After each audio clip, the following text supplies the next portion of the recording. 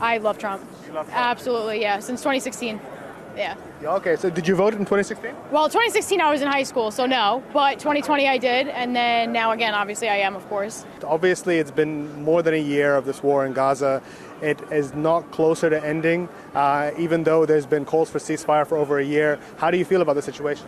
So I don't think it started on October 7th. I think that it started in 1948 when the British and the United States decided to create Israel and make it a state. And that's when the first Nakba happened, 47 to 49. 15,000 Palestinians were killed. Even more were displaced. They were forced out of their homes. And as you see the maps from back then to now, Palestine has gotten smaller and smaller and smaller to the point where now it's Gaza and West Bank, and even West Bank is getting infiltrated. There's no safe place for Palestinians to exist. A lot of people think, oh, it happened on October 7th.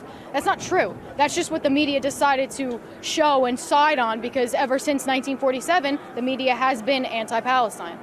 How do you feel about the way that the Biden administration has handled the situation over there? I think it's pathetic. I think he's pathetic. I think Kamala is as well. I think that the whole world knows that they won't do anything.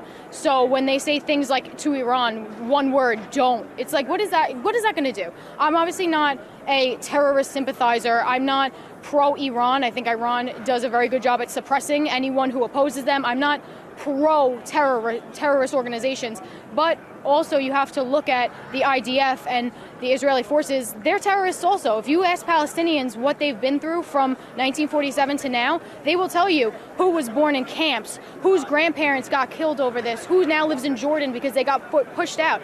These Palestinians have been told either sell your land to us or we kill you for it. And there's no, how is that fair? So why do you think Trump would handle the situation better? Because everyone's scared of him. Honestly, that's the only reason. Trump is very pro-Israel, and everything else I agree with him on except for that. So I honestly have to go with what I agree most on, and that would be with Trump.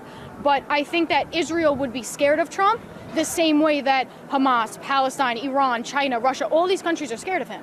So they're not going to keep pushing and pushing and fighting because they know he's going to come in and end it all right there.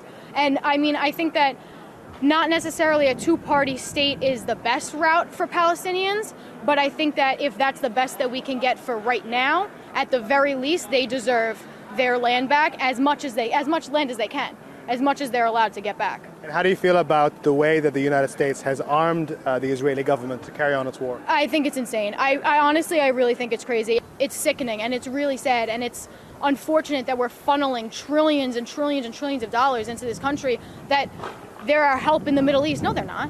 No, they're not. If we stopped helping them blow everybody else up, maybe then we'd have good relationships with other countries in the Middle East.